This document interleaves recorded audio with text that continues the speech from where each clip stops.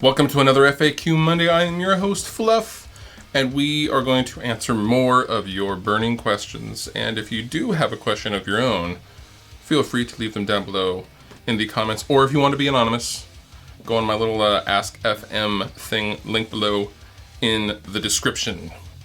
First question. Did you ever in your career feel like you were too old to keep doing what you were doing? Was there a time you wanted to throw in the towel and do something else, like get a so-called real job? I think that's actually a common misconception, at least with me personally. I have a day job still. I sit in an office cubicle and I spend every waking moment outside of that planning the next video, shooting the next video, or uploading the next video, or something like that, and my family has been extremely understanding about that. And hopefully within the next year, I can maybe quit that day job the way things are looking out. I don't know. But to answer your question, yes, there's been plenty of times where I've gone, F this, I don't want to do this anymore, this is all for naught. And you know, you have those disillusioned moments. I think everyone would in anything they do on a regular basis, and you just got to know to take a break. Breaks are important, and just keep going, man. It's all good. Hey Fluff, I'm a big fan of the feathering and use the API 2500 on the master bus. Still trying to nail a good comp or EQ on guitar. I use the CLA2 and do some high pass and low pass filtering. I think it sounds rad, though I never think it's enough. Is there a comp or EQ you like more? For those of you not hip on the lingo, feathering is basically compressing in little stages and getting gradual volume increases and a little bit more compression, a little bit more compression. It's something I did on the Fire Breather, and I mentioned it in a previous video and recommended the Waves API 2500 at that time. Now, to get to the question, I don't ever use compression on a guitar bus because, assuming we're talking about distorted guitars anyway. With distorted guitars, they're so compressed anyway.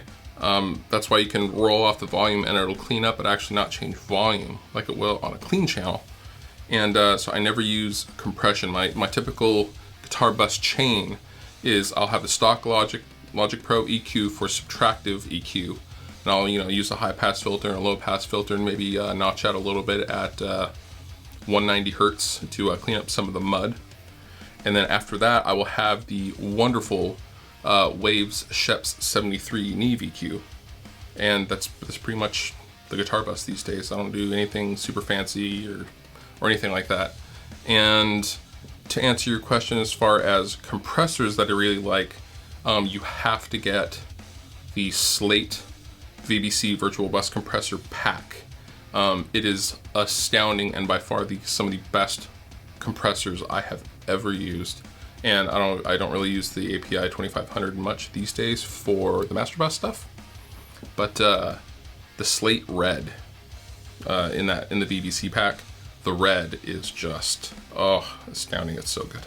Do you have any plans on doing a video for the EVH 5153? This is by far the most requested amp demo I have ever had, and it has been so for well over a year. Now, I pride myself on being honest with you guys, and this is one of those times where I'm going to be completely honest with you and tell you a little story. And this is all completely true. I am not making any of this up. About a year ago, I hit up EVH, and I got a nice gentleman, and he said, well, we have an approval process to send out demo products to.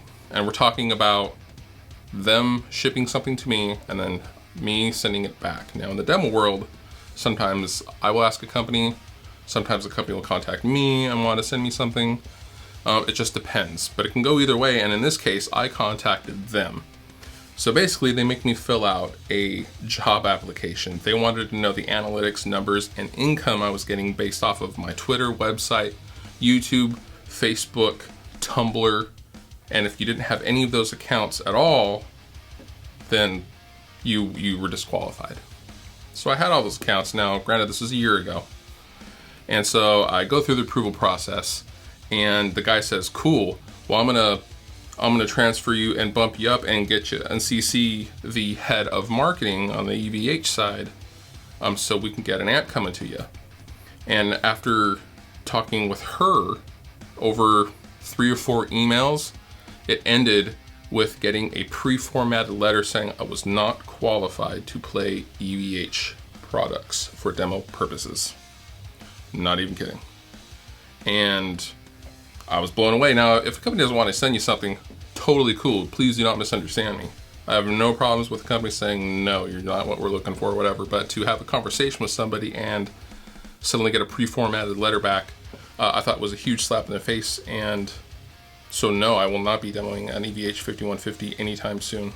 I don't really know anybody that has the 100 watt head.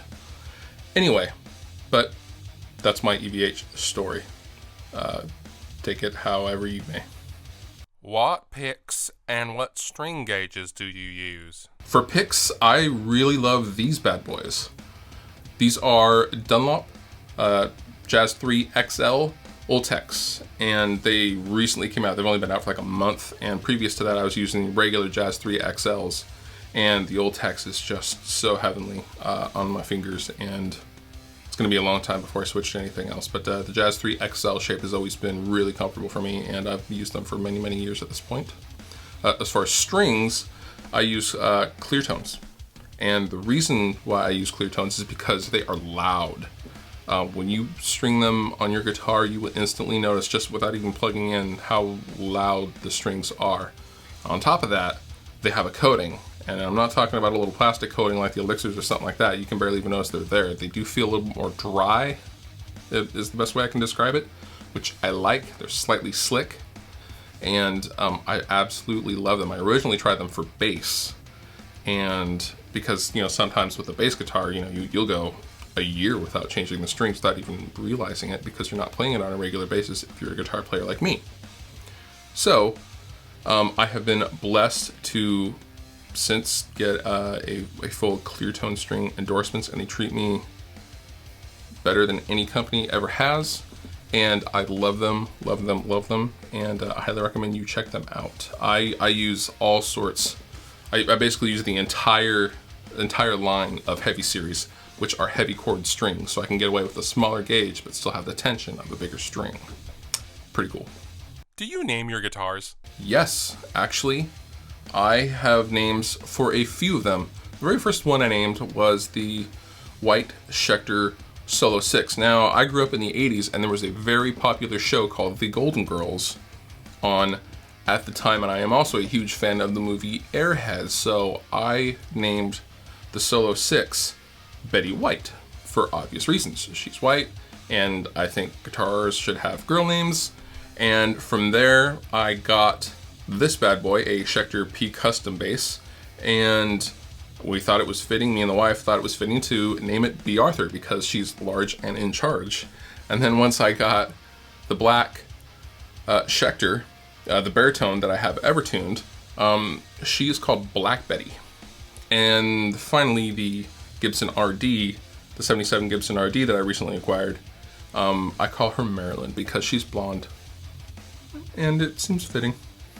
If you have any names that for any of my other guitars, feel free to leave suggestions down below. I would love to hear them. Do you prefer a beefy neck or a super skinny neck?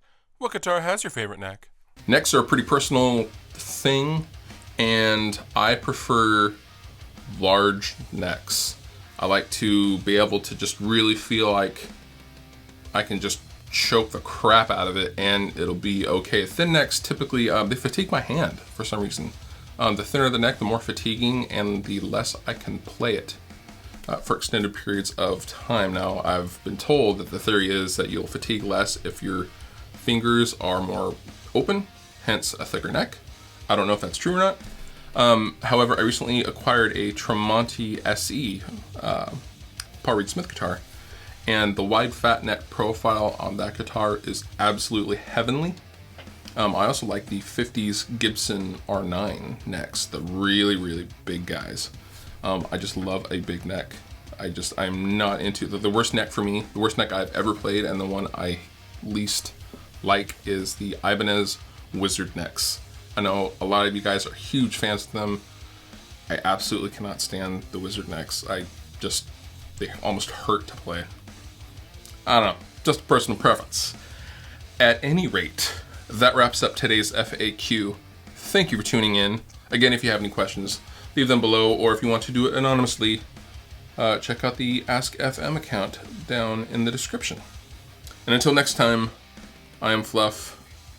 Adios.